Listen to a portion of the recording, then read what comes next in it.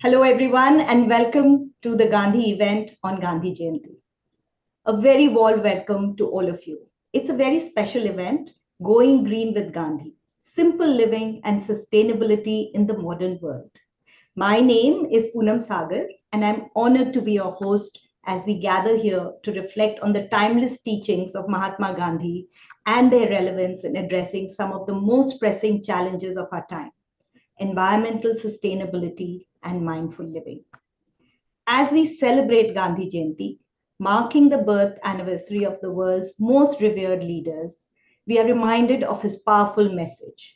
The earth provides enough to satisfy every man's need, but not every man's greed. Gandhi's philosophy of simple living and respect for nature has never been more relevant than it is today, as we grapple with environmental impact of modern consumerism. We are privileged to have a distinguished panel of speakers and guests who will share their insights and the collective actions needed to combat the environmental crisis we face. I'd also like to take a moment to introduce our esteemed keynote speakers. We are honored to be joined by His Excellency Sandeep Chakravarti, the Ambassador of India to Indonesia, and Her Excellency Ibu Ina Krishnamurti, the Ambassador of Indonesia to India. We are deeply grateful for their participation today, and we look forward to hearing their insights and how our nations can work together to address global environmental challenges. So our first keynote is by His Excellency Sandeep Chakravarti. A very brief introduction. The Ambassador of India to Indonesia has had a distinguished diplomatic career and has served in pivotal roles across the globe. What makes Ambassador Chakravarti's journey particularly remarkable is his deep passion for environmental and sustainability issues. Before joining the Indian Diplomatic Service, he worked for over 5 years on an environmental conservation project with various nonprofits in India, focusing on forests, mangroves, and wildlife.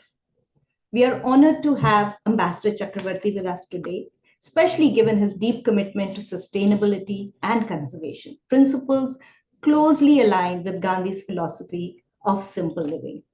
Over to you, Ambassador Chakravarti. We are honored to have Ambassador Chakravarti with us today, especially given his deep commitment. Thank you. Am I audible?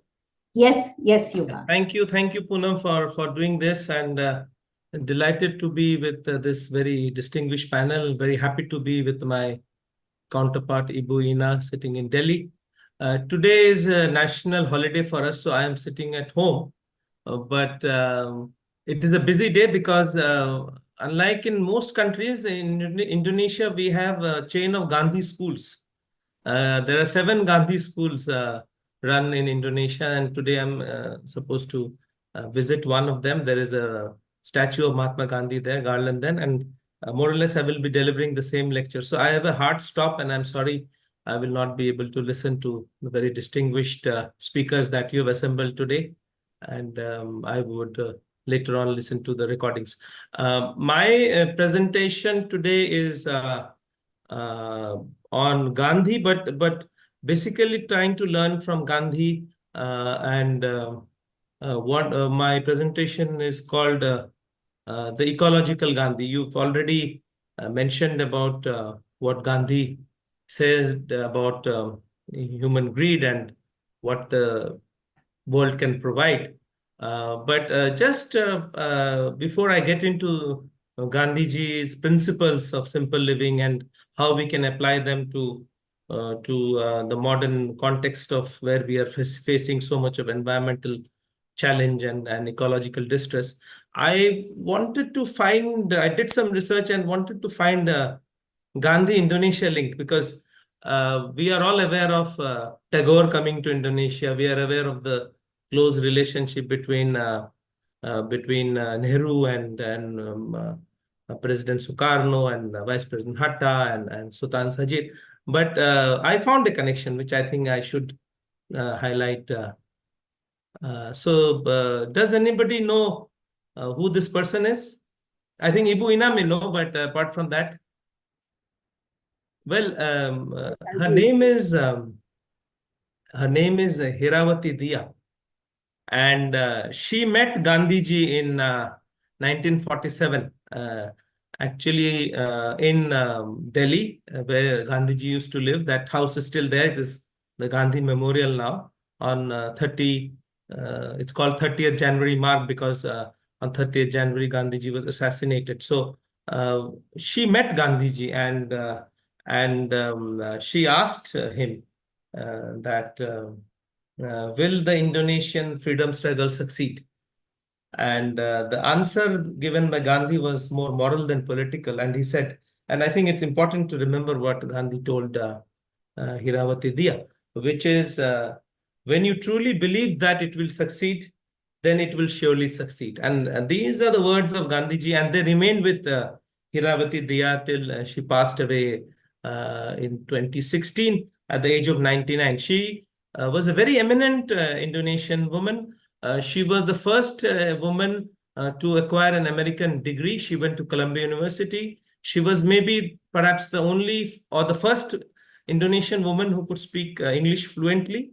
And she and her husband set up a newspaper called the Indonesian Observer. She became a journalist, and she worked for the freedom cause of Indonesia, and was active till her last date. So very eminent Indonesian woman met with Gandhi. So this is the only link which I could find between Gandhi and an Indonesian person. Maybe there are others. I have yet to discover that. So we start with Hirawati Diya, and the point which I want to make is that while Gandhiji was Indian by birth, I think somewhat like yoga, he belongs to the world. His teachings and his relevance is applicable to every corner of the world. And Gandhi's principles were later used by many nationalists, including Nelson Mandela and Martin Luther King. And in the present context, Gandhi's principles hold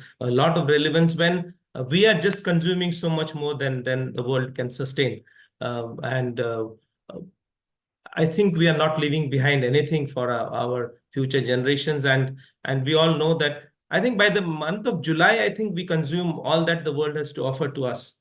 The nature has to offer to us. And when the rest of the year, we are basically living off what we should leave behind for our children and our grandchildren. So I don't see how in the future generations will be left with anything, given the speed at which we are consuming the nature's resources. So Gandhi, to me, was perhaps the world's first environmentalist because he came out with many principles, and the most important one of that is simplicity. He always used to say that you nobody can beat you in simplicity. You are only competing with yourself. And I will highlight here four principles of Gandhi. One is, of course, simplicity. He believed in simple living and high thinking. He also believed in equity. In the sense that you should keep to yourself what you need, and rest one should share. And of course, non-violence and satyagraha. Satyagraha. I don't want to get into the literal definition of satyagraha, but what I think many of us interpret that is that if you believe in simplicity, equity, and non-violence, then you can't just sit back and see the world go by. You have to take action. You have to take affirmative action. You have to work to see that what you believe in is done. So that is the meaning of satyagraha, which Gandhi gave us, and he practiced it. So there were many occasions where Gandhi practiced active non-violence, in the sense that even when he protested and there was police action against him, he did not react with violence. So Gandhiji believed in what he said and practiced in what he said. The point which is relevant today is that we are all hearing about climate change and sustainability, but there is, in today's world, the disconnect between nature and man is nearly complete. Our children, they don't even know the rural countryside. They don't visit. They hardly people visit forests, and they are fast disappearing. And the children have a very warped concept of many things. And I saw a Washington Post story where they did some survey, and children said that chocolate comes from brown cows, and water comes from bottles. They are not able to connect water to streams. They are not able to connect water to spring, or even the rain. So that is the level of disconnect the new generation is having with nature. And we are all talking about sustainability. There are sustainable development goals. There is this Paris agreement, where we have promised to bring it to keep global warming less than 2 degrees. I think subsequently we are also trying to bring it less than 1.5 degree. But the point which I want to make is that these are all national goals, internationally determined obligations, nationally determined contributions. But there's hardly anything or any call where individuals are being asked to act. Individuals are acting only on their own, or activists are working, or non-profits are working. But very rarely are we finding international agreements or international action to ensure that individuals act. Because the challenge of the environmental disaster that we are facing is so huge that only agreements and commitments by nation states will not be able to achieve what we have to achieve. So what is needed is an inner transformation, to be aware that we are part of the whole. We are not separate from nature. We are part of nature. And many of our leaders in the past have mentioned that we are differently manifested. We are part of one whole.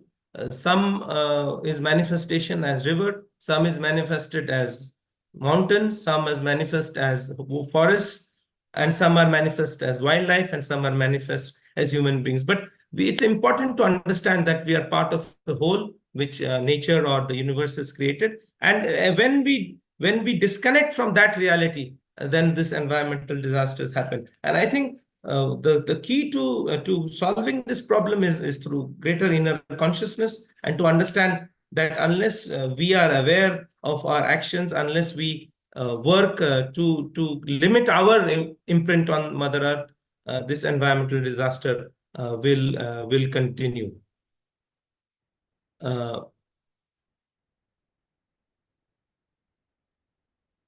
So my point here is that the solution is with us, and solution is with us working to ensure that our footprint is on the Mother Earth is low, that we consume only that much we need. And if you see the narrative that is there, the narrative is not that we produce less. The narrative is that we produce more and more.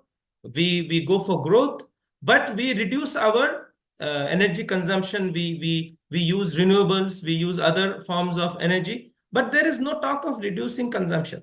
There is no talk of sustainable consumption. There is always a talk of sustainable production. Now, I think only talking of the production, only talking of the supply, only talking of the supply side will not be solving our environmental disaster. The demand side has to be taken care of. And I think Gandhi's principles of equity, simplicity, non-violence, even against nature, and satyagraha are actually dealing with the demand side. And we believe that unless we change that, the meaning of what we want, we cannot solve the environmental problem that we are facing.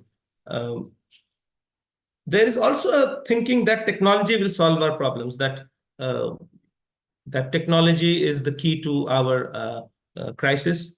But even there, you see, today we are using data, but we are hardly aware the amount of energy these data centers consume. And we are all aware of crypto centers, we are all aware of cryptocurrency, but nobody mentions the amount of energy these crypto centers and the data centers, or the cryptography Bitcoin machines consume. So technology is only part of a solution. What I feel is that unless we contain our demand, each individual contains his or her demands, I don't think we will be able to solve the problem. There is a need for a paradigm shift. There is a need for action. And I here would like to quote somebody who's normally not quoted because he is supposed to be evil, and that is Duryodhana. So I would quote Duryodhana because he said something which explains why he was evil. And he said, Janami dharma nacha pravritri, Janani adharma nacha nivriti. He says, I know what is right, but I have no inclination for it. I know what is wrong, but I cannot desist. I think this is the dilemma all of us are facing. We all know that we should not do certain things. We all know that we should restrict our consumption. We should not demand for things which are unsustainable. But we keep on doing it. We know that we should not uh, uh, you know uh, be profligate. We should not waste. We should switch off the electricity when we are not using it. We should try to not put on the AC if we don't need it. But we just live with it. We just continue, and we do not desist from doing what is not sustainable. So I think that is the key to the environmental solution. I will end by it's not a very gloomy scenario. People have awakened to this need for individual action, and I would like to, in this case, highlight the role of the Prime Minister of India, who thought of something similar, inspired by Gandhian principles, when he brought out what is known as Mission Life, which is lifestyle for an environment. Basically, it has three phases. One is change in demand, then change in supply, and change in policy. So change in demand, I went into great detail about change in demand as to how individuals can practice simple yet effective environment-friendly actions in their daily lives. Change in supply is that when the economy produces things which are environmentally sustainable, and change in policy is we make policies which incentivize individual action, and also incentivize the economy to produce things which are environmentally sustainable. Mission Life has 6 themes: reduce waste, save energy, save water, say no to single-use plastics, adopt sustainable food systems, and adopt healthy lifestyles, and reduce e-waste. I think these are the 6 themes of Mission Life, and Government of India is working on this agenda. It was also part of the G20 discussions during India's presidency. But I find that there is resistance to this because the Western model is more supply driven. They want to produce more and more amount of good, if possible, through less environmental and energy footprint. But I think the solution lies not in production, but in reduction of our demands. I will end by just again quoting Gandhiji's words to Hiravati Diya. Will these individual actions work? And I recall what was told to Hiravati Diya by Gandhi, that when you truly believe that it will succeed, it will surely succeed. So my point while summarizing is that while everything is fine, policies are fine, I think end of the day, it is the individual who has to act. It is inner consciousness of us. And to prevent this huge disconnect that the modern day world is facing between the individual and nature, I think that connection has to be re-established if we have to save the world. Thank you, Poonamji, and I will end here.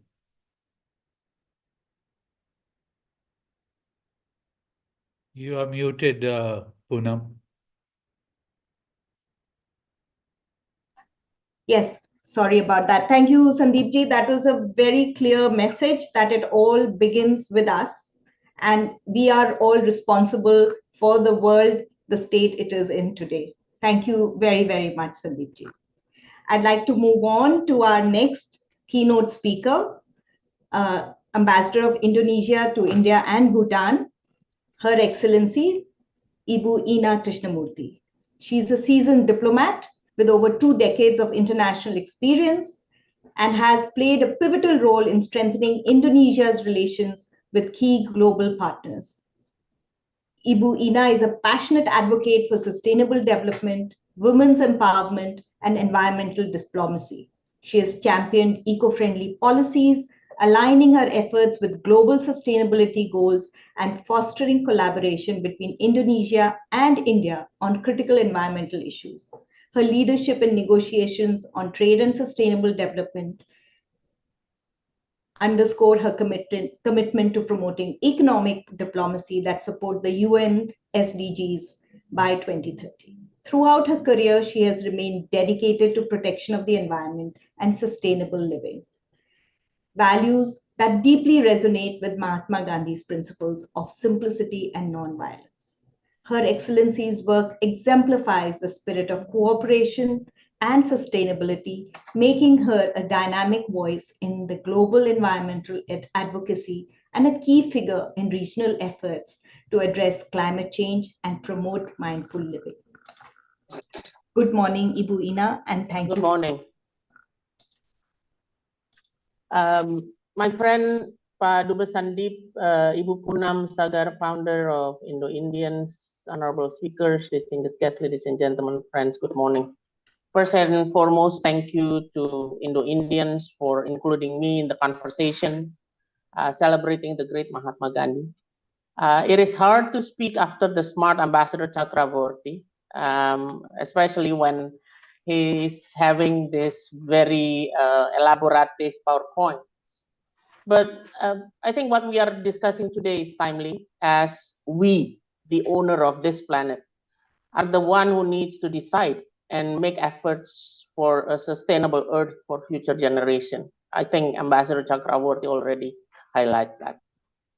Gandhiji's philosophy of simplicity, self-sufficiency, and harmony with nature formed the bedrock of his environmental outlook, and he emphasized the interconnectedness of all life forms. He advocated for a balanced coexistence between humanity and the environment.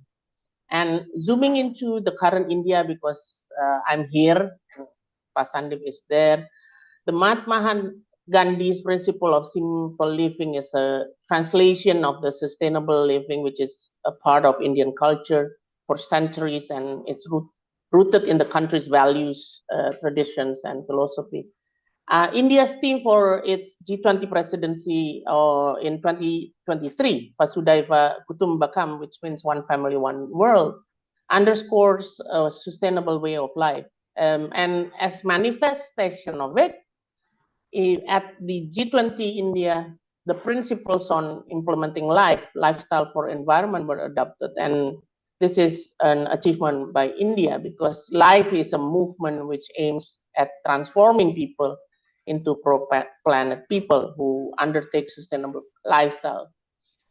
This also the strong determination of India in pushing forward, and Sandip already mentioned about the policies of the Prime Minister, and making the principles and values of Gandhiji, simple living and sustainability relevant to the current progress. Friends, let me now touch upon one of the most sophisticated term, the term that we always hear many times in United Nations, in any forum, sustainable lifestyle, very sophisticated. According to United Nations, and I quote, it's about ways of living, social behaviors and choices, minimize environmental degradation while supporting equitable socio-economic development and better quality of life for all. Sounds familiar, of course. Even during his time, Gandhiji had already envisioned this very sophisticated term of sustainable lifestyle. Okay, now I want to see the future. By 2050, the world's population may reach a whopping 10 billion. And with more people comes more demand, food, fashion, travel, housing, and related aspirations. And an increasing number of people are unable to meet basic needs, but at the same time, 2 to 3 billion new urban consumers and youth will be hungry for jobs and beyond basic needs. So in a world stretched thin for resources and under the threat of global biodiversity loss and climate change, our lifestyles decisions are putting the planet at risk. So I think we need targeted action. So I want to mention about the targeted action that I want to highlight today. So this action may refer to Gandhi's philosophy of sustainability, which Pak Sandip already mentioned some of the principles, but I want to mention about the ahimsa. Pak Sandip already mentioned this. Non-violence meant not only refraining from physical violence, but also avoiding any action that could harm others or the environment. And he believed that all life was interconnected, and any harm to one part of the ecosystem would have a ripple effect on the rest, including the human ourselves. Therefore, the first targeted action is advocating a holistic approach to development that took into consideration of the social, economic, environmental aspect of sustainability. Another key principle of Gandhi's philosophy of sustainability is Swaraj. Pak Sandip mentioned about this.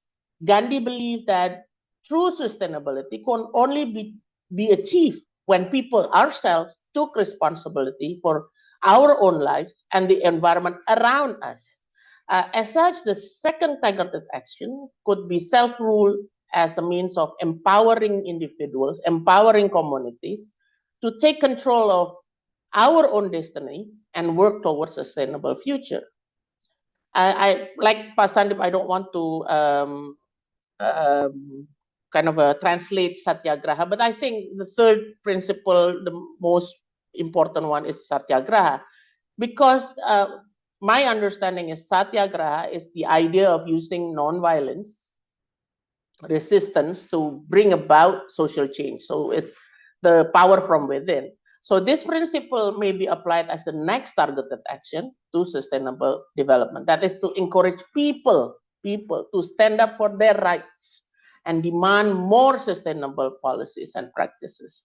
And the last principle that I want to highlight is the ultimate philosophy of sustainability, which is Sarvodaya, or welfare for all, which I think teach us that development should benefit everyone. And interestingly, SDG 2030 said no one left behind, but the idea of no one left behind is already mentioned by Gandhiji long time back. So Sarvodaya significantly emphasized on the progress and development that based on principles of equality and justice, including, this is very close to my heart and I'm very passionate about it, the importance of empowering women, youth, and children, and ensuring that equal access to education, healthcare, and development opportunities.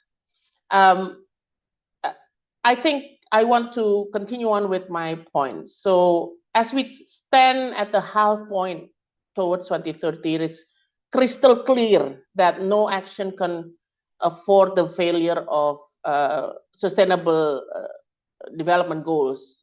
Just forget about 2030, but we need to kind of achieve that.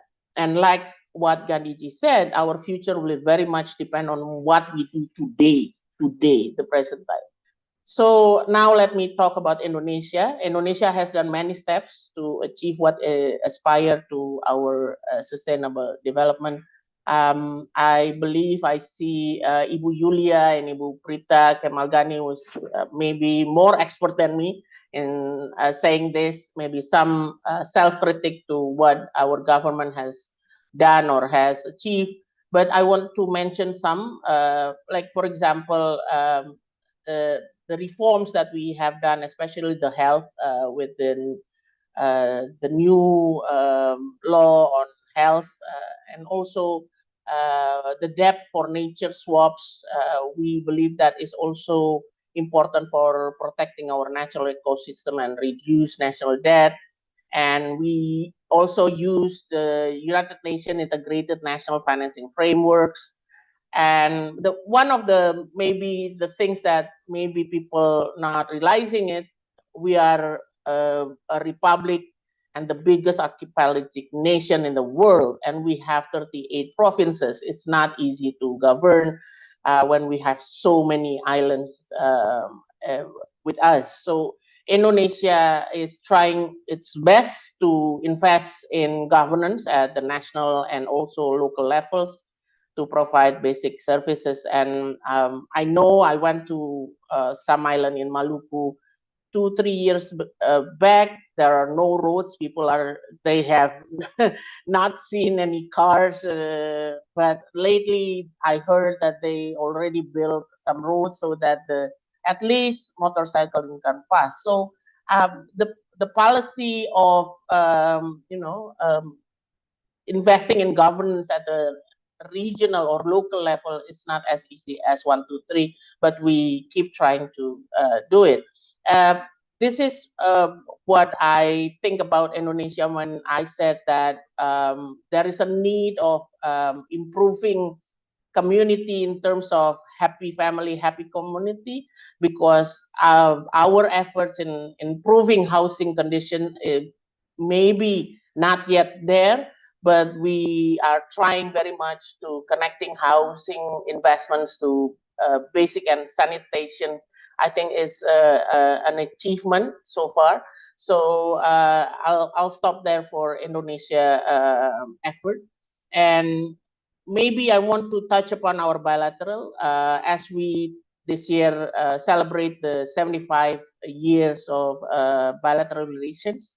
No, maybe not many people knows, but India and Indonesia have similar aspiration to become developed countries by the time both of us celebrate the 100th year of Independence Day in 2047 and 2045, respectively, with the aim to achieve quality of life for the citizens and to emerge as influential global players. And I believe that both of these aspirations and visions could and would only be achieved. This is my take on what to do for the next and way forward. One and more important is the strong political will and commitment to sustainability from the leaders and from every single person. And therefore, this is my second take. Building public and individual awareness and commitments is essential to promoting a more sustainable future. If there is no awareness and there is no commitment, there won't be any, thinking or establishing policies or implementing the policies for sustainable future.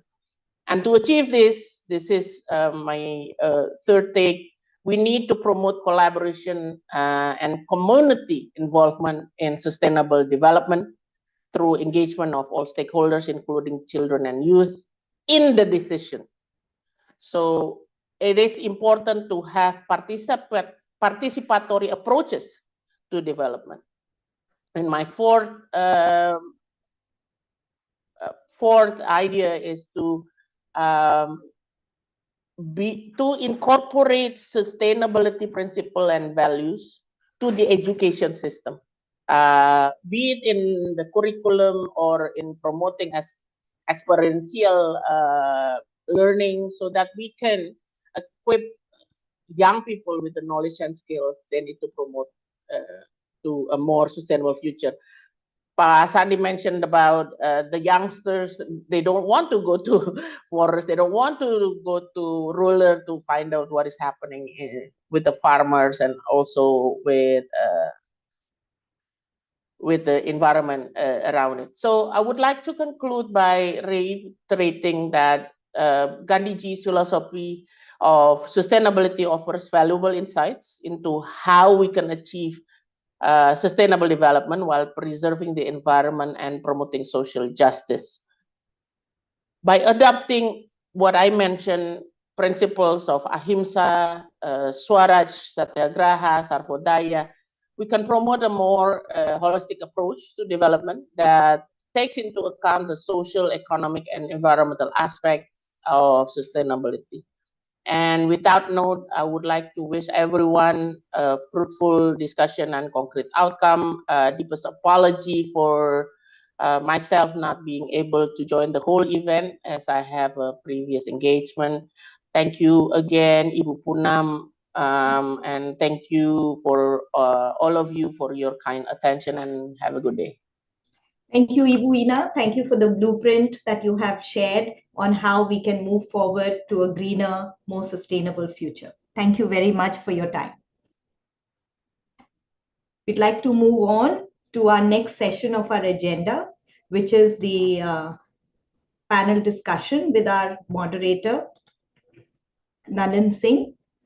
We are very excited to have him on board as our moderator for today's event. Nalin is the CEO of Orbit Future Academy, an innovative platform focused on delivering skills for future jobs across Indonesia and ASEAN. He also leads Cultus Education and Technology Services, steering Orbit's expansion into India and beyond. With over 30 years of leadership experience, Nalin has held key roles in global corporations, and now transitioning into entrepreneurship, he mentors leaders with his honest, direct, and practical approach. Beyond business, Nalin is a published author, filmmaker, and life coach. He is also a respected voice on education, youth aspirations, and cultural diversity, and continues to inspire entrepreneurs through initiatives like the India and Indonesia Fund Fests. We are delighted to have Nalin's dynamic expertise guiding today's discussion. Nalin, over to you. Thank you, Poonam. It was very interesting to hear Ambassador Chakravarti speak about inner transformation, Duryodhana's dilemma of knowing what is right but not being inclined to do it, which is like obsessive compulsive disorder to destroy. Ibu Krishnamurti speaking about welfare for all, awareness, commitment, and including sustainability into education. Those are some very good key takeaways. Today, we have an esteemed panel. The way I have thought about structuring it is that I will open it up with my thoughts for a few minutes. I will allow each speaker to speak for 4 to 5 minutes, and I will pose questions to them. And then at the end of that, I'll ask the audience if they have any questions in the chat, as well as if we want to speak with each other and discuss any point further. But we'll try to stick to our time so that everybody gets a fair chance.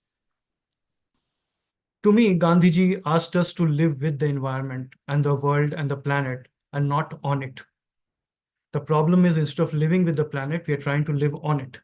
And today we have reached a situation where we are behaving as if we are the last generation to occupy this planet and leave nothing behind.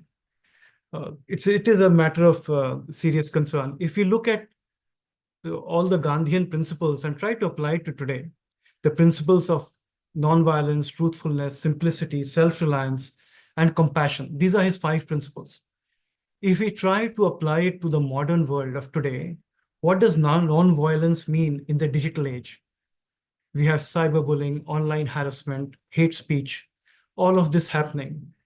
If he was alive today, he would definitely be applying non-violence to the digital space as well. If you look at his principle of truthfulness, today, if you look at how fake news is all over the place, and we have to apply our critical thinking skills and fact check everything that's published or not published, there, I think his truthfulness principle would also be applied. If we applied his simplicity and sustainable living principle, we would look at all the single-use plastics, which get the maximum blame, but there is so much more, including the dyes that go to color our clothes, the powder which is just pounded into the ground and pollutes in a huge way that we forget. Those are the modern sustainable living challenges. And when the speakers speak, I would like you to speak about, has COVID pushed us backwards in that regard? If you speak about his principle of self-reliance and bring it to the context of today, with the drive towards globalization, more and more small businesses are finding it difficult to sustain, and self-reliance is becoming more and more difficult as smaller communities and smaller businesses supporting them get destroyed. You may call it e-commerce, you may call it fast commerce, quick commerce, whatever. Small businesses are increasingly challenged. And his final principle of compassion and service as a unifying force, and Ibu Krishnamurti mentioned that as, one world, one people. It is great, more and more divided today. As post-COVID, we become more and more national focused, nationalistic. There are more boundaries. And Ambassador Chakravarti mentioned, there are fewer global initiatives than there were before or should be. So that's how Gandhiji's 5 principles, relate to today in some limited way. I'm sure you will think of many more. Having said that, let's move to each one of our speakers. I don't have to think about all of this myself. We have an eminent panel of speakers to take it up. I will introduce each one and ask them to speak. I will start with Dr. Preeta Kemal Ghani. She's the founder and CEO of LSPR Communication and Business Institute, a visionary leader in education and communications.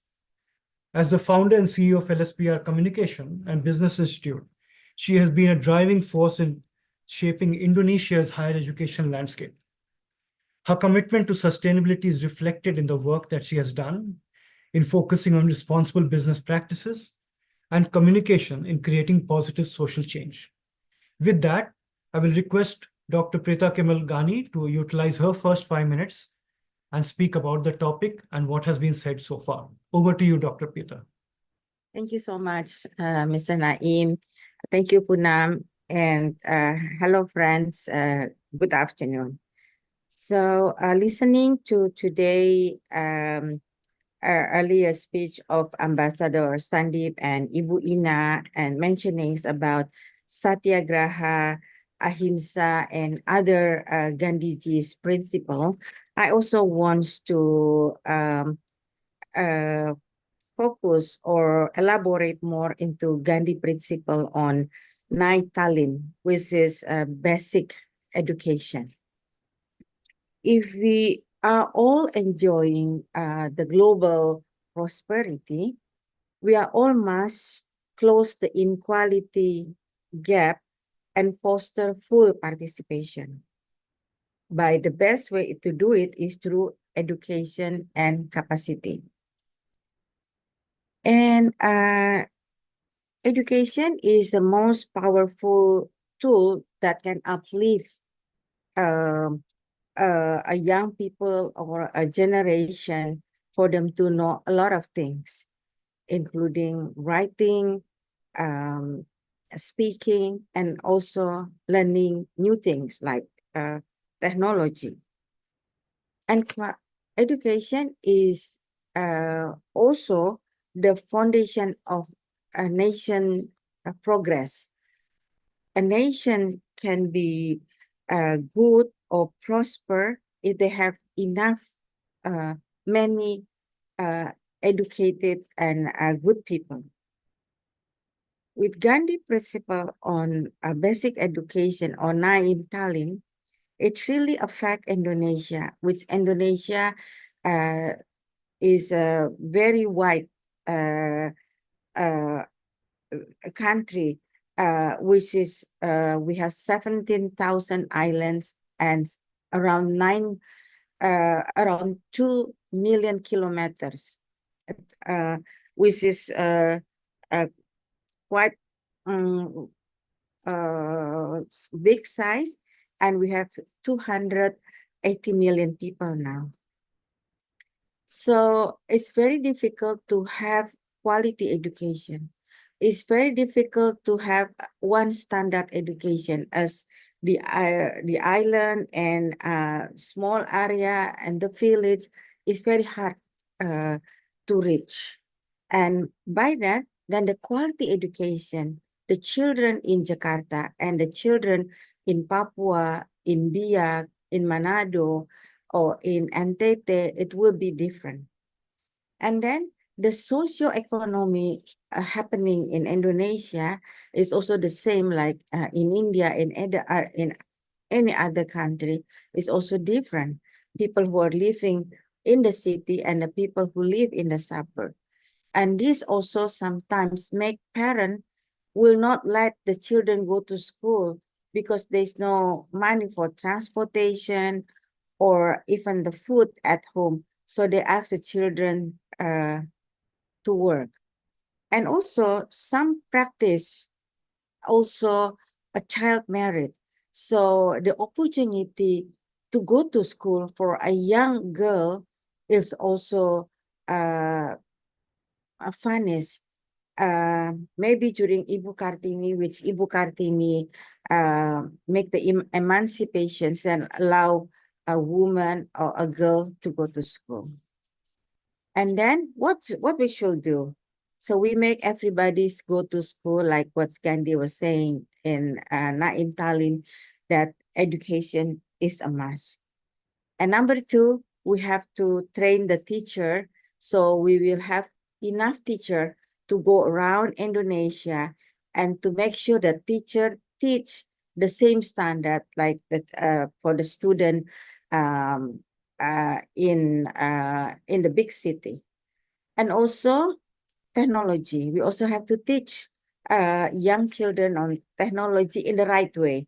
Like Mr. Naim saying, what is technology affecting us, about the hate speech, about bullying and all the bad things. But we also have to teach them the right things about technology. Then also the same still with Gandhi principle, empowering marginalized community. So we teach the community, but also the community will teach each other, then we'll teach the young children. So my conclusion on Gandhi principle, education is the key to empower young people and harvest their full potential. And the truth, the question now is how we can create the 21st century sustainable leaders. Number one, the answer is the human quality. The things that no machine can ever replace, things that we need to take care of. So human should be above the machine. And also family upbringing. There is no bullying at home. Parent and children's become a good example for the children's. And then connecting people not only through technology, but to the real life. Then social capital, education, training, extracurricular activity, internship, friendship, and preparing human capability. I think this is all. Thank you so much. Thank you, Dr. Pita, firstly for keeping to your 5 minutes. It was excellently spoken. You make very good points. I do have a question for you.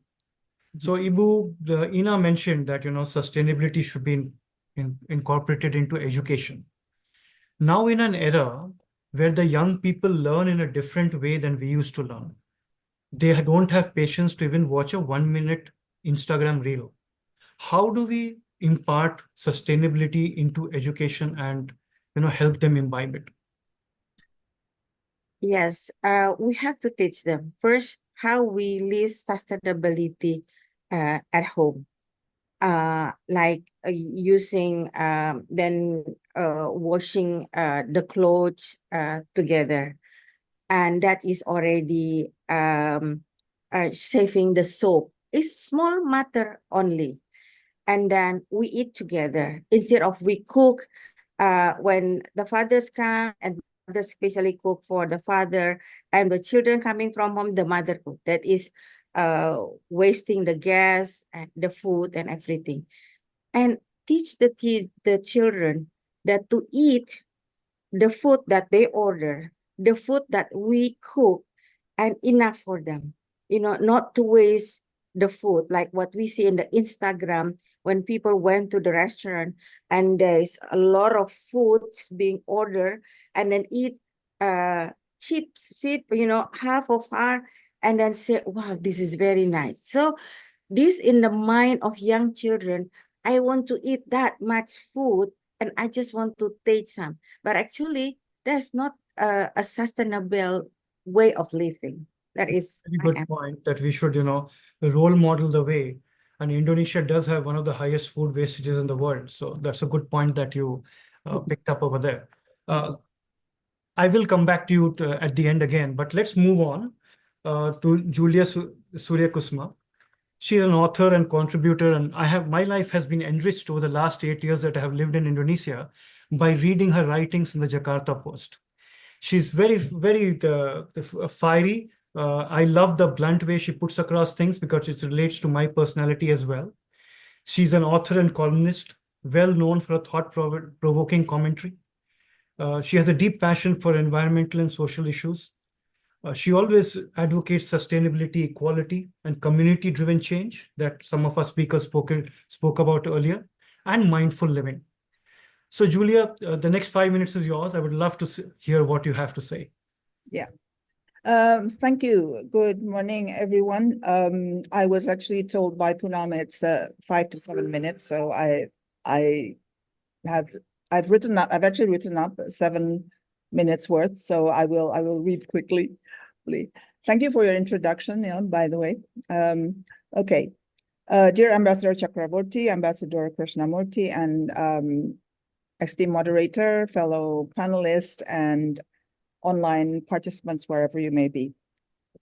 Thank you for the opportunity to speak at the 155th anniversary of Mahatma Gandhi, one of the giants of the 20th century, a global icon of peace and an advocate for the most vulnerable.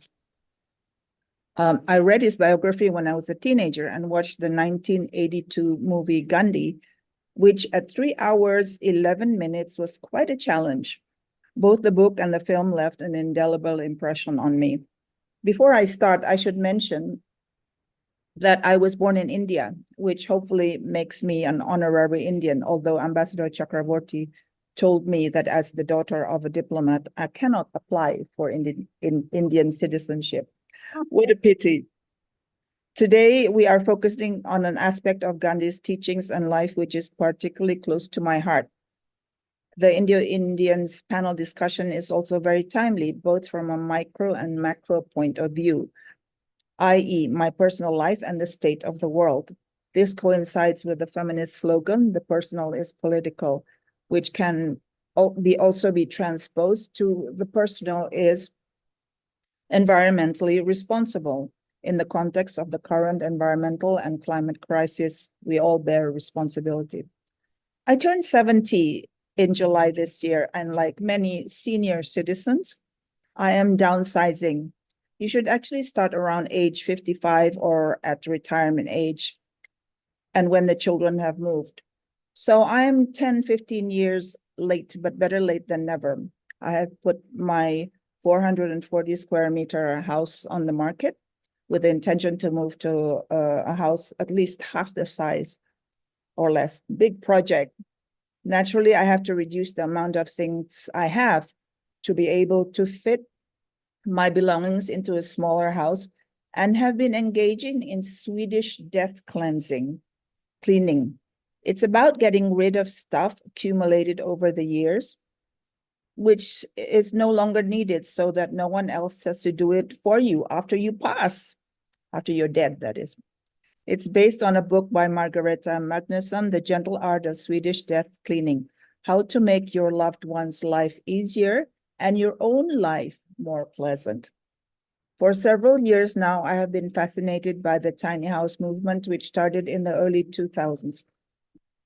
It's an architectural and social movement which promotes the reduction and simplification of living spaces. These tiny houses are usually put on wheels and therefore can be moved to different locations. There are many features of tiny houses, such as space efficiency, living with less, living off-grid, etc., which could be copied in regular houses. Many of these tiny houses use composting toilets, which is the one aspect of tiny houses that I, as an Indonesian, don't think I can adapt to, however environmentally friendly it is. Talking about composting, in my housing complex, one of my neighbors, Pak Soni, started a movement to separate recyclable trash or dry waste such as glass, paper, metal, plastic, textile, electronic goods, etc., and to compost kitchen and organic waste.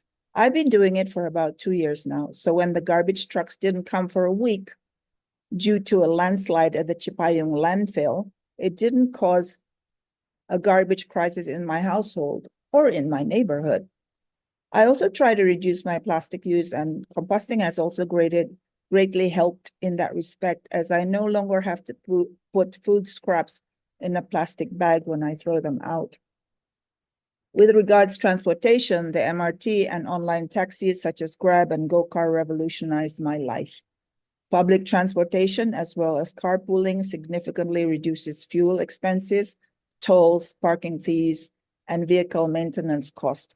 I still own a car, but only to do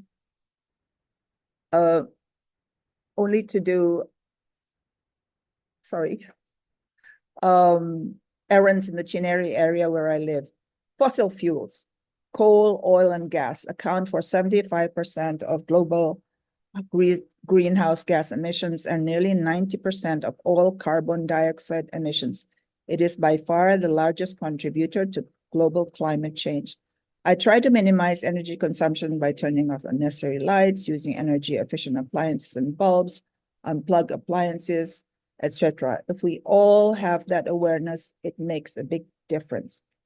I have been vegetarian since 1990, or to use the term Yuval Noah Harari uses, veganish. That means that ideologically I'm vegan, but in practice I still eat eggs and fish sometimes. Animal husbandry and livestock produce between 14 to 17.30% of global emissions. That's quite a lot. Planning and cooking meals at home is cheaper and healthier than eating out, and it is something I do on a regular basis. No go food for me, thank you. India has the largest number of vegetarians, 38% of its population, but it also has the largest population in the world. In 2024, over 1.450 billion, overtaking China. When I visited China in 1985, it was very hard to find vegetarian food. I ordered fried rice with egg, and there were these square pink bits, ham in it. But when I'm in India, I am in vegetarian heaven. A plant-based diet has been recognized as being the healthiest, not only for the individual human, but for the planet. So let's all be at least veganish. Gandhi is Indian, but he belongs to the world. It was, however, only 60 years after his assassination in 2007 that the UN declared the Mahatma's birthday, October 2, as the International Day of Nonviolence, which includes simple living and sustainability. So let's all become Gandhi. Don't worry, it doesn't require wearing a loincloth, just living simply and sustainability. Thank you. Thank you, Julia. Your message on vegetarianism resonates with me. I'm vegetarian and I struggle everywhere, even in Indonesia sometimes. And definitely when I went to China, I did see those small pink things. Yes. I thought it was prawn. Now that you told me it was ham, I'm even more taken aback. So your personal example of scaling down from this, you recommended from the age of 55. I just turned 55. That's a good point for me to reflect over. You mentioned about Indians being vegetarian, 38% of them. Even in India, even the non-vegetarians eat meat only once or twice a week, not 3 times a day. So there was a recent study that if all Indians started eating non-vegetarian like the rest of the world, the cattle population will vanish in the world. So there are important lessons there. But having been born in India and lived in Indonesia, and you mentioned the personal, how you manage your personal garbage, etc. One of the astonishing things about our times is, from my childhood to now, how big the garbage box is when it goes out of home. When I was a kid, it used to be this small and only food waste. Now, there are huge cartons going out of the home every day. Do you find that difficult to deal with, especially with the visuals that we see from Bali, etc., of the sea being polluted in those areas, while we try to get more and more tourists multiple times over? You think that's going to become a huge issue, or is already one that is unmanageable? Well, I think there are many contradictions in our life today. On the one hand, there is a greater awareness of environmentalism and single plastic use and all that. But at the same time, there are certain things which make life easier, like GoFood, and online shopping, which I'm afraid I do. It's great. I just arrived just now. Steam iron just arrived from Tokopedia, and it's always much cheaper and you can compare prices. So there are many advantages. I cannot say I don't enjoy living in today's world. you know, and being a knowledge freak, you know, the internet is heaven for me. But at the same time, you know, like as I said, GoFood, it comes in packaging, and then the online shopping also has a lot of packaging, and so I have more garbage. I can compost my stuff, and it's only little because I'm only on my own. I live alone, and it's mainly vegetarian, so that's, you know, the kitchen scraps are easy to deal with. But it's not just about me, it's about everybody else. So there's recycling. So as I said, in my neighborhood, there's this environmental activist, Pak Soni, who advises us to separate the trash. About tourism, yes, you know, I mean, it's a problem, isn't it? I quite honestly don't know the answer to that, to be quite honest. And I don't think it's really, it's not within my capacity or scope of ability to do anything. So I think all the government and community people, like in Bali, there's a big awareness on environment. So maybe just to get everybody more aware, more involved, you know, it's a very long process. There was an ad once in the US about some valley, it's a river valley, and it was very clean and pristine. And then a few years later, it was filled with trash. You see, so this is what development does.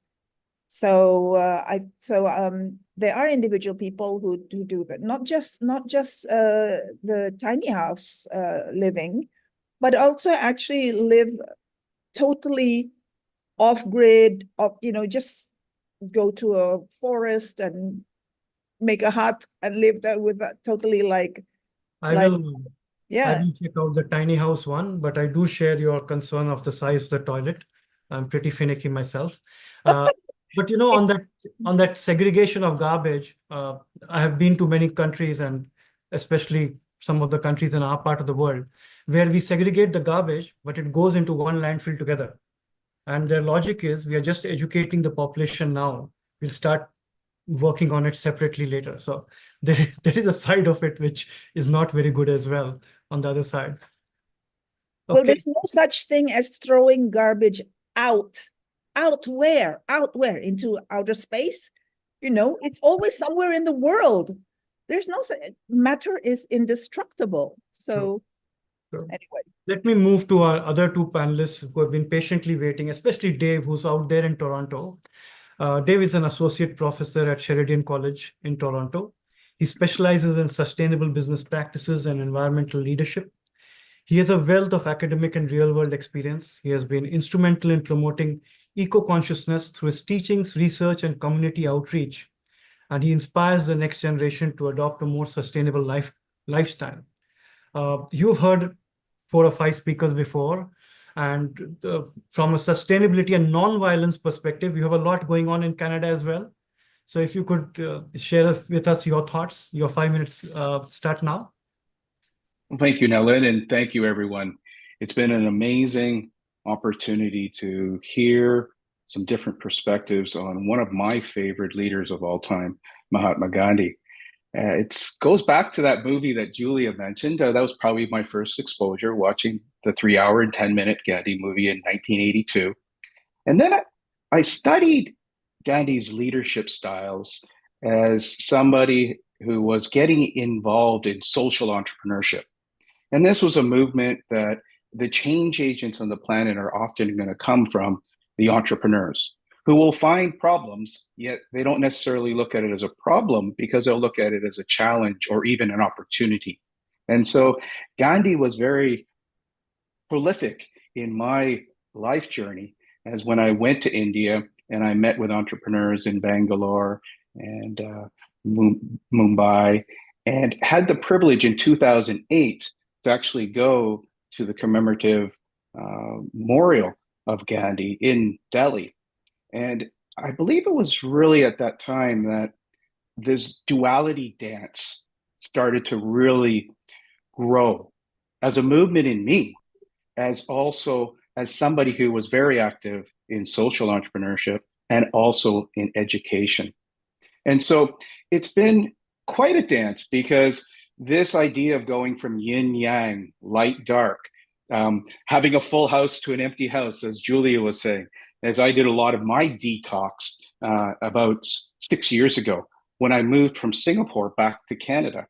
And I came back after being in Asia for 30 years with 55 kilos of luggage. That's it. And so the actual detox was incredible as I let go of so many things. And I moved into this world of called minimalism. And then I started to study much more as this transition from being a family man to being an empty nester. And then the next transition was to be an elderly caregiver. And so for the last 6 years, I've been caring for my elderly parents. Mother just had knee replacement on Monday. And it's really been a journey of becoming a senior. And in Canada right now, I belong to an organization in Brampton that has been around. It was Brampton's first senior citizens club, Club 106. And we've been around since 1964. And this idea that I love the concept of education, yet when we think of education, we often think of the young ones. Yet a big part of what I'm looking to plant the seeds today is the unlearning to learn component for seniors. And so in our seniors club, we have young seniors who are 55 to 75. We got mid seniors who are 75 to 85. And then we have the seniors who are 85 to 105.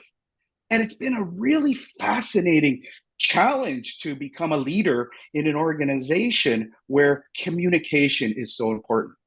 Yet the elderly care component is what probably one of my greatest lessons from Gandhi was compassionate leadership.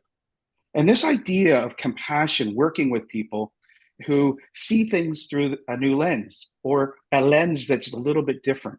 In Brampton, we do have one of the largest metropolitans, but I wanted to highlight a couple of the wonderful programs that I've seen and been part of, like the community garden, where seniors get together and they grow food and they get the opportunity to see the food, plant the food, and then harvest the food to be able to give to the food banks. Because believe it or not, in Canada, we have quite a bit of food insecurity.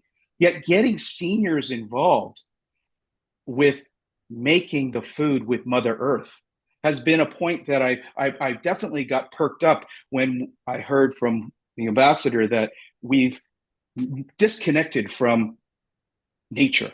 Because I guess one of the things I really did when I moved back from Singapore to Canada was reconnect with nature. As a senior, reconnecting with nature. And right now in Canada, we're going to be seeing the greatest colors in the world. As autumn comes in, we get to see these incredible colors. And I'll be sharing some of them on my Instagram because it's just so beautiful. It's so nurturing. It's so healing. And it's one of the things that I would love to encourage seniors to do with young people. I remember living in Singapore. My son went to a great school, United World College. And they taught sustainability from the Gandhi approach of sustainability to young children. And I remember my son coming home every week teaching me about sustainability. Oh, turn the water off when you're brushing your teeth. Oh, we don't need to have so much water in the toilet. And these little things where you embrace, but you also encourage our young ones to be the teachers to the seniors. And this dynamic can really be something that I'm encouraging today, because I have heard a lot of education for young ones. Yet guess what? We have a wonderful opportunity to re-educate and bring in unlearn to learn to our senior community. And then when we get this transgenerational wisdom sharing, I believe some of my greatest pictures of Gandhi are with him in his loincloth, but playing with the young ones, encouraging the young ones. It requires more playful engagement. And that's, I guess, if I was to have one takeaway today, because I remember sitting there stoically in New Delhi with my legs crossed, aching in pain, and thinking, we need a little bit of play. And the thing that the education system has really shown us as we moved out of COVID is playful learning is perhaps one of the biggest things that will allow more harmony, peace, and love to grow. Brilliantly said, Dave. Firstly, you're wearing batik. Today is National Batik Day in Indonesia. So And today is also October 1st was Seniors Day in Canada. And of course, October 2nd, Batik Day, and also the United Nations International Day of Nonviolence. I was conflicted between wearing khadi and wearing batik because I live in Indonesia now, but good to see you in batik. Compassionate leadership, compassionate caregiving for the seniors, so important. We see a lot of leaders speak about compassionate leadership, but they don't practice it at home with their own elderly parents. So I'm glad you're doing that. You also spoke about something very briefly. You spoke about physical detox when you came after 30 years from Asia. Can you expand on the mental detox? Because a lot of the baggage that we carry on sustainability, compassion, peaceful living, nonviolence is a mental thing. If you could just touch upon how you dealt with mental detox when you went back to Canada. Yes, I can, because I brought my bags back to Canada. And then within a month, I actually required a physical detox. And one of the things that I really wanted to do to introduce to seniors was more yoga. So what I ended up doing was flying from Toronto to Goa and became a certified yoga instructor. Wow. And so before that, I had never been to a yoga class, but I took a 30-day intensive yoga class and then came back and had taught at the YMCA for over a year and a half before COVID, seniors, different yoga, and then chair yoga.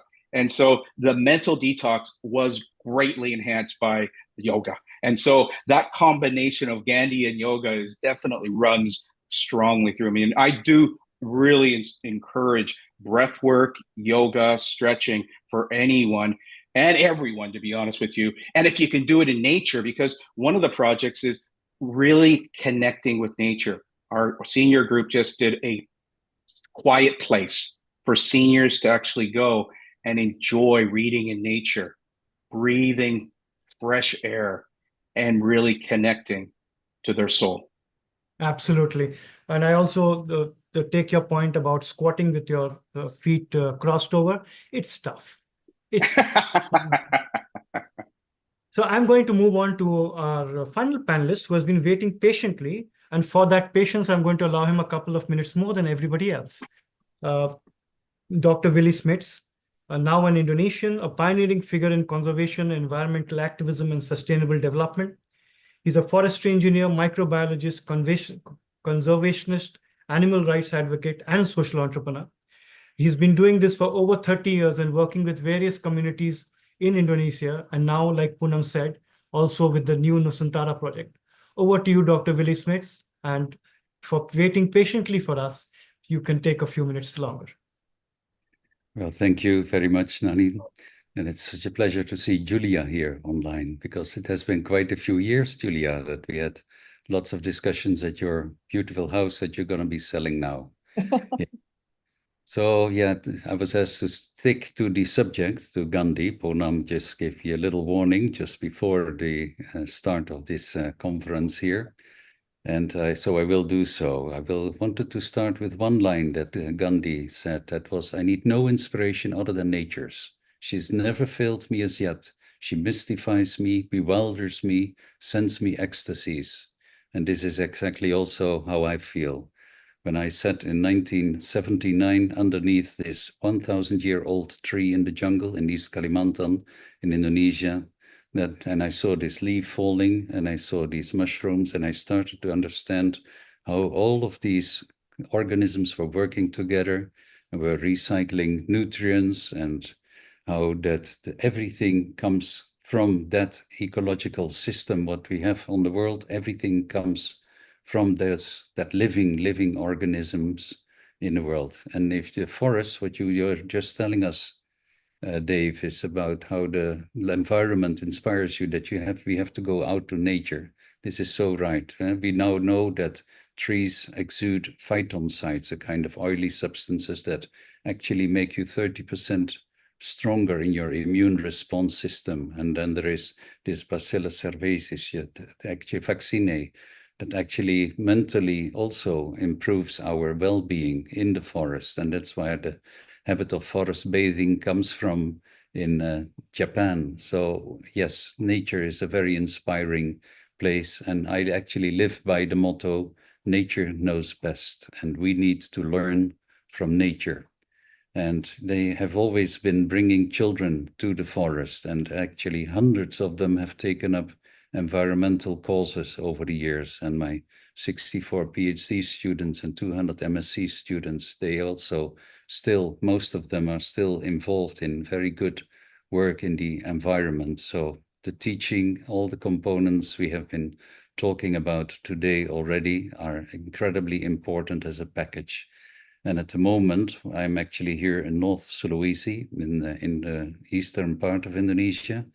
And here I'm actually creating what I would call my opus magnum, where I try to bring 45 years of field work together in one project, where I do everything based upon nature's law without creating waste, only using local materials, restoring totally destroyed landscapes and bringing back this biodiversity, bringing back the biomass, sequestering carbon, creating a drawdown system through biochar, at the same time cleaning water, improving the coral reefs, and showing how that benefits the jobs, the nutrition of the food, because the way we have been producing food with modern technology is just incredibly horrible for our planet. We are using fossil fuel-based fertilizers to produce crops that are actually half as nutritious as they were like just a few decades ago. We need to go back to using the microbes, the natural system, where the bacteria can release nutrients from the mineral fraction of the soil, because we have learned that there is only about 50 harvests left worldwide of the agricultural lands. But if the bacteria can do the job, if they are not going to be destroyed and the organic matter is not going to be released to the air, then we can actually revert that process, because in the mineral fraction, there is lots. Where do these bacteria get their energy from? From fungi. Then the fungi feed them sugar, and the fungi get the sugar from the tree roots, and the tree roots get them, of course, from the sun. So for 30 to 40% of all the energy that a tree captures goes to these little threads in the soil that then feed the bacteria that can restore the whole richness of the ecosystem and the productivity. So indeed, what Gandhi has been saying, that there is enough, nature has enough to satisfy everyone's needs, but not to satisfy everybody's greed. Well, there's actually room for a lot more greed if we actually would learn from nature and how these systems are working. So the local people creating these ecosystems is actually relatively simple if you study nature, if you bring back different species that need to work together. But people are as much as a component of that. And I have spent most of my work with local communities and setting up these social enterprises where people can use nature in a sustainable way and improving their income 3 to 10-fold, and at the same time restoring biomass, sequestering carbon, improving the water flows, rice production, and job opportunities. And these are the principles that we have to work on, and combining it with the local culture. So here in the Tombulu tribe, in the mountains of North Sulawesi, for example, if you are going to marry, you have to plant 10 trees of the Cempaka and the Wasian trees, because at the moment your children are going to be marrying, they're going to be needing the wood to build their house.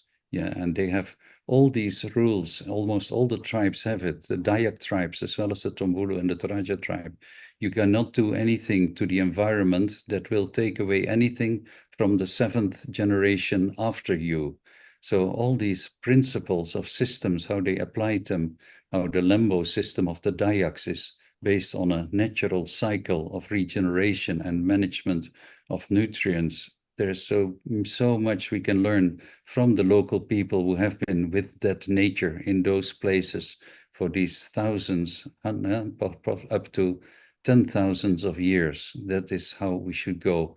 We should not have the children thinking that, yeah, chicken come from factories. We heard other examples of how there's this mismatch between what the young generation understands about our real world, that we need to fix that. We need to invest in that education indeed.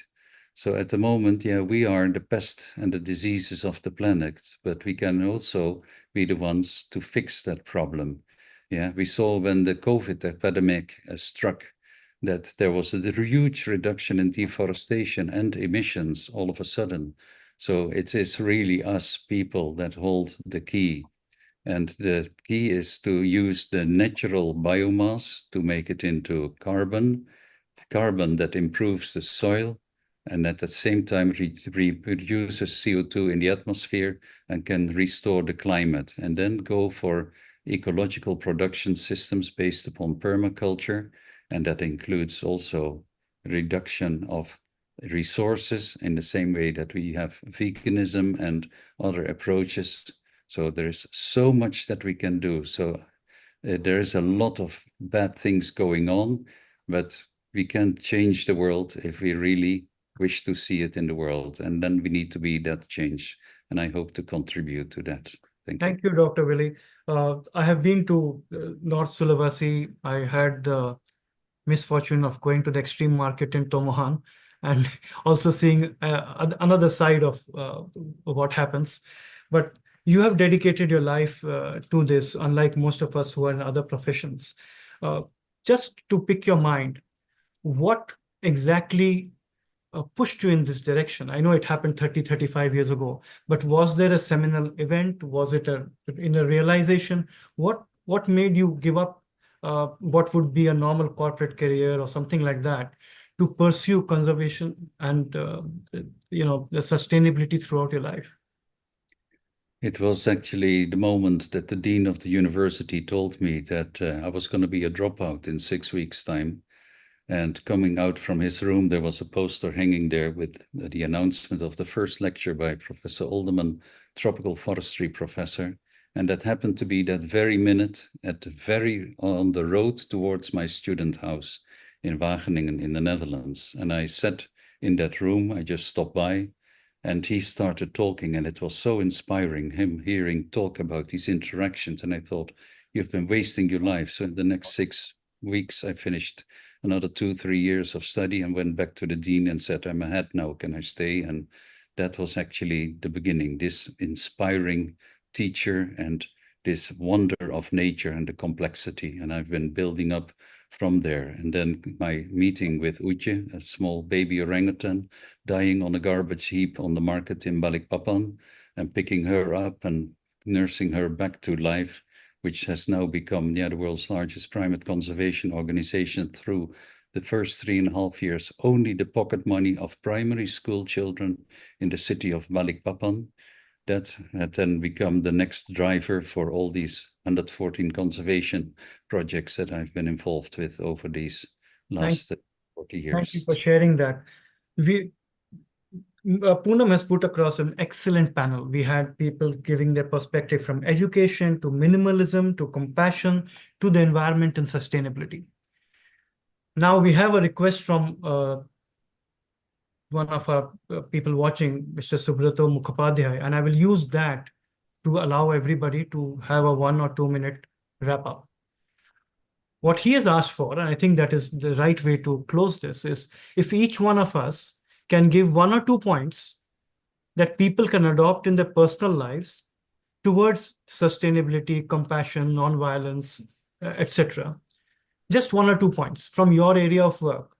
And we'll start in the same order. We'll start with Ibu Preeta. If you can speak about 1 or 2 points that people can adopt in their personal life, then we'll go to Julia and Dr. Roger, Dave Rogers and Dr. Willie. Over to you, Ibu Preeta.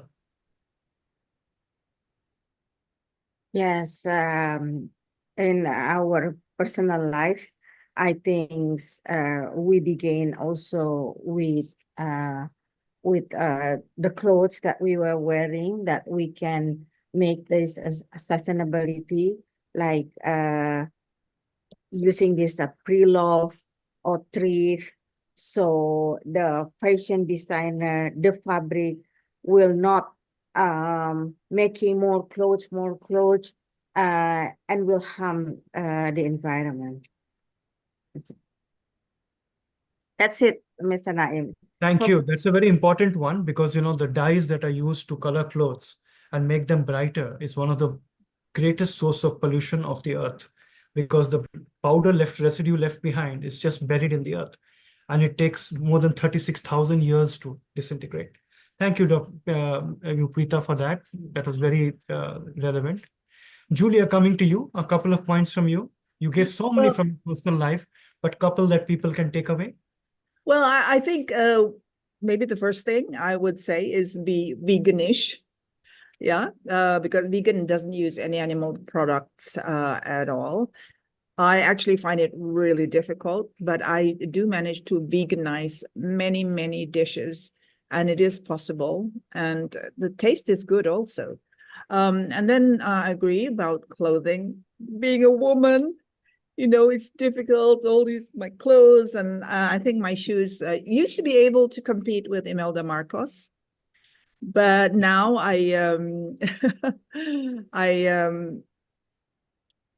being older, I don't wear high heel shoes anymore, so I'm giving things away. I think the thing is to engage in recycling in many different ways to give away to people. And in Indonesia, it's so much easier to do that because there are lots of people who need things, and you can always give things away.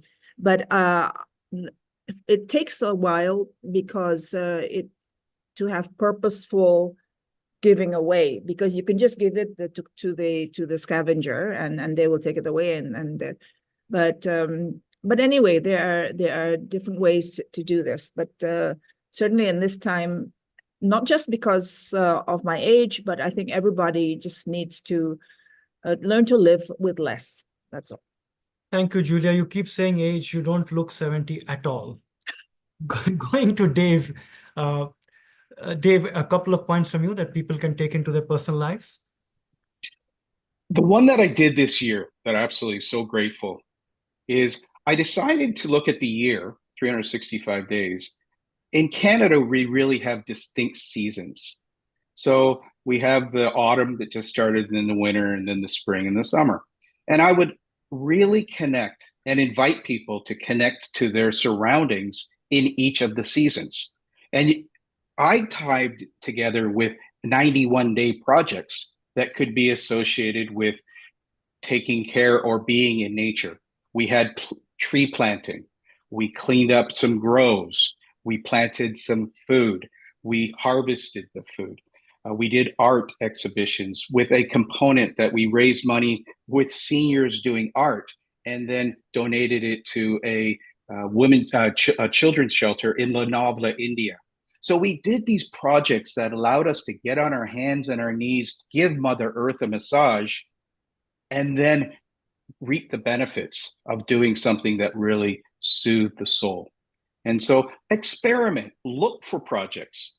As a little twist on the Airbnb experience, you can go and spend some time in a tiny home. I've done a number of them, and it's just absolutely amazing to be able to really connect with nature, unplug a little bit from technology, yet use technology in a way that really soothes the soul, like listening to some great meditation music and doing some wonderful connecting mind, body, spirit.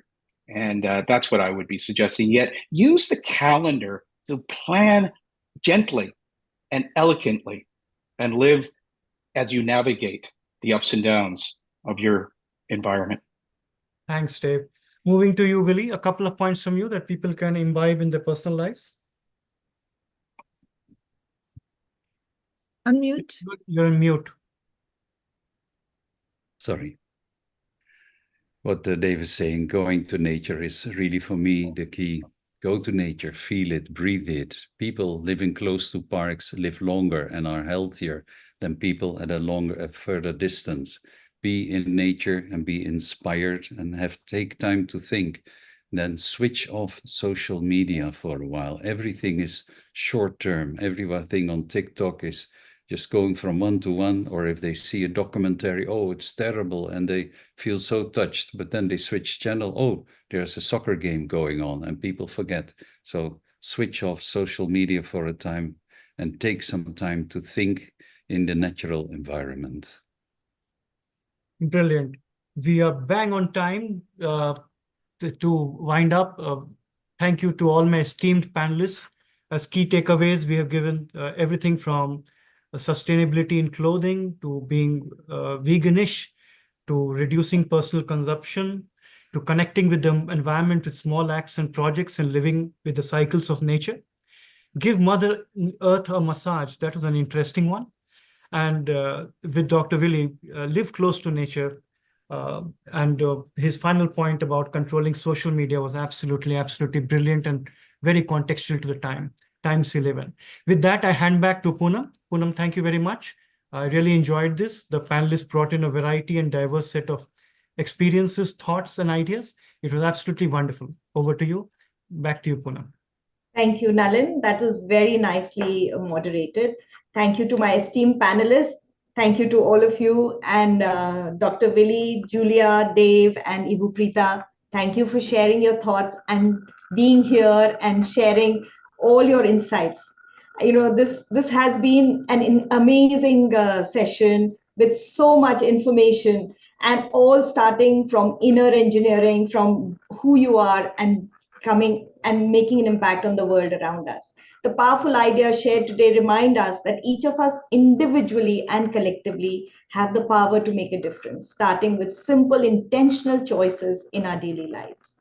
You know, and I sometimes feel that with the advances in technology, and there is so much like AI and there's so much machine learning, I hope and pray that all this will lead us to finding solutions how we can help our environment better. Now, as we reflect on Gandhi's principles for minimalism and sustainability, Indo-Indians has a Living Simply with Gandhi challenge. It's a week-long challenge, and I'd like to just share what it's all about. So this is what it is. It's Living Simply with Gandhi. It's a 7-day challenge, and everybody can just register at this link, which is bit.ly/ii-Gandhi. It's a 7-day challenge, and it gives you simple daily tasks. So you get a booklet with 7 simple daily tasks, and you can all about reuse, recycle, repurpose, and things, and really very simple things that you can do, and you can share it on your social media. You can share it with your friends. So it's a very simple booklet on 7 days, what you can do to be sustainable, to find eco-friendly practices. And I invite each and every one of you to join us and participate in the challenge. Thank you, everyone. Thank you so much for sharing.